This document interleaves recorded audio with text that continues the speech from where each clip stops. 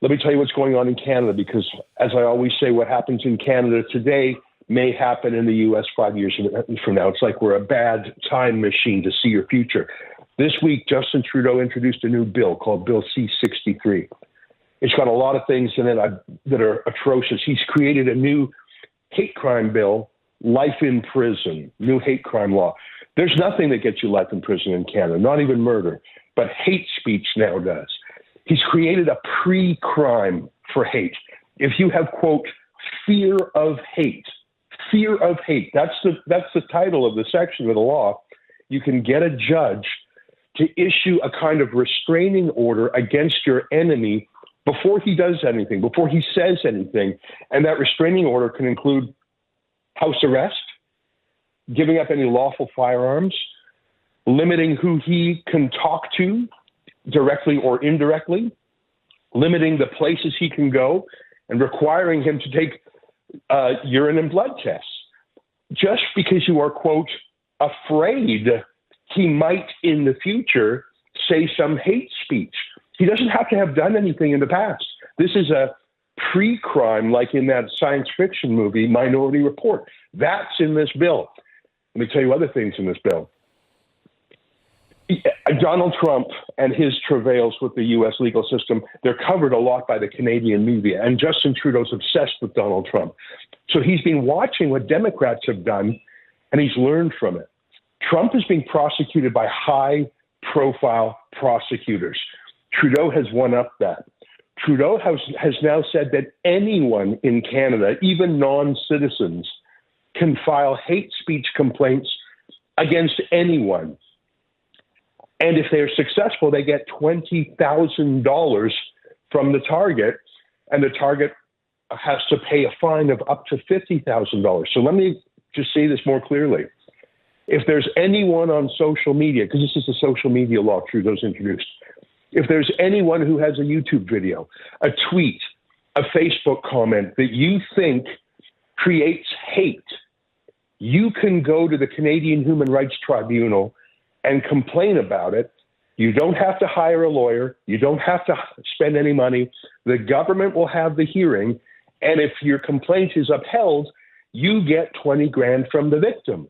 So instead of having maybe 20... Wait. Who gets the 30, the remaining 30? 20 goes to the complainant, and an additional 50 goes to the government. So you're on the hook for $70,000 a pop. So let's take someone like Jordan Peterson.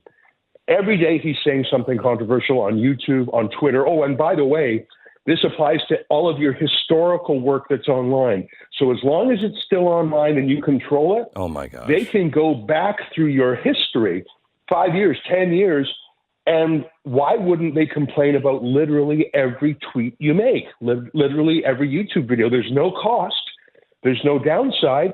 And even if only 5% of your complaints get through to the target, you're smacking them with $20,000 for yourself and a $50,000 fine. This will create a huge industry. So Trudeau saw what they were doing to Trump and said, I can do one better.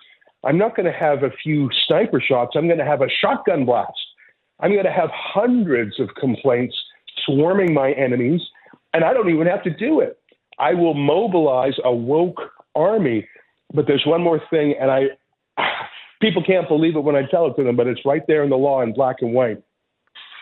You can make a complaint in secret, and the target of your complaint never gets to know your identity. You can give evidence in secret. The complaint can be made in secret. So you could have a company, a political party, a busybody who's literally filing 100 a day, and you'll never know it. And let me just be clear about one thing. You don't have to be a victim. You don't have to have any standing. You don't have to be mentioned at all.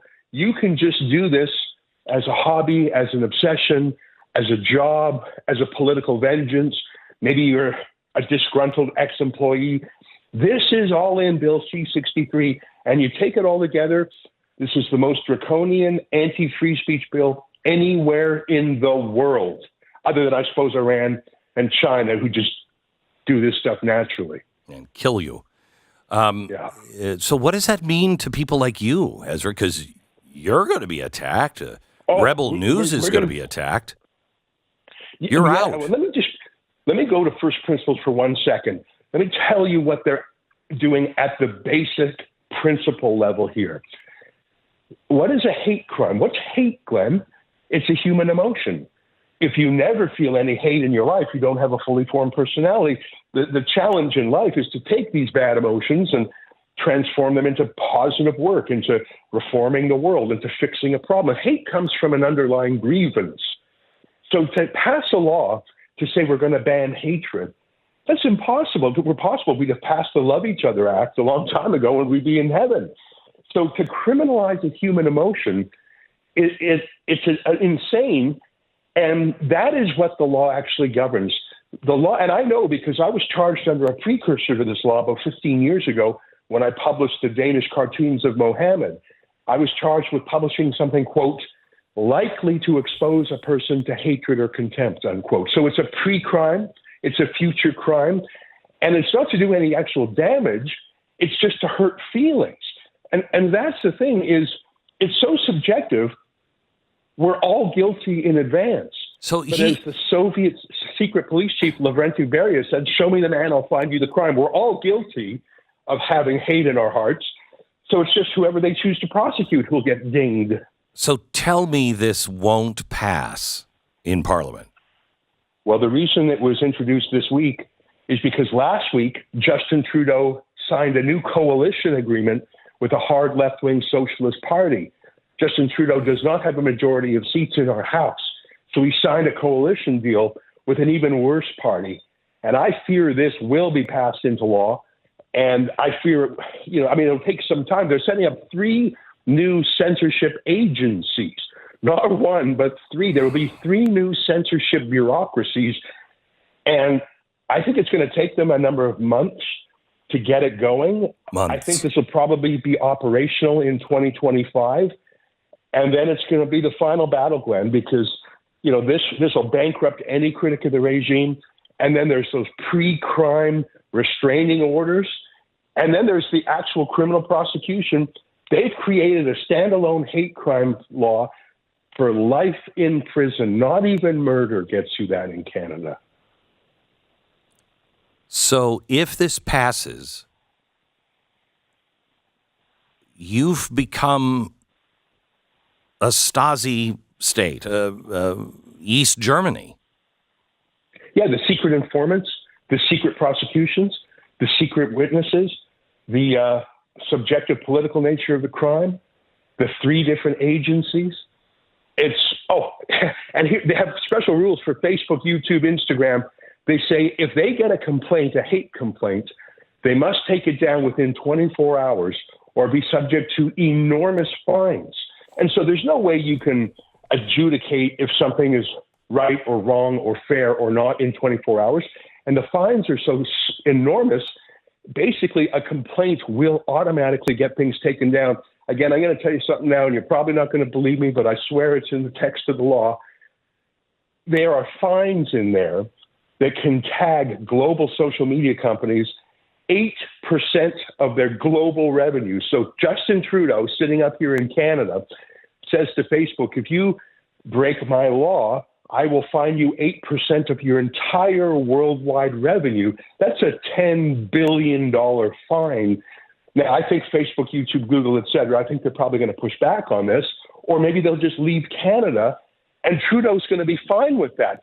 Facebook has already left Canadian news because Trudeau said to them, you have to pay $100 million to our list of approved journalists for the pleasure of linking to them. And Facebook said, that makes no sense. We're getting out of the Canadian news business. You cannot post a Canadian news story on Facebook. It blocks it. Trudeau's fine with that because that hurts the independent guys like us. You cannot read Rebel News on Facebook. We're blocked, as are every other Canadian news source. We are becoming like China in that there's this great firewall of Canada going up. Trudeau would be happy shutting down any independent sources of news. Soon there will only be 2 kinds of journalists left in Canada: government journalists and banned journalists, Glenn.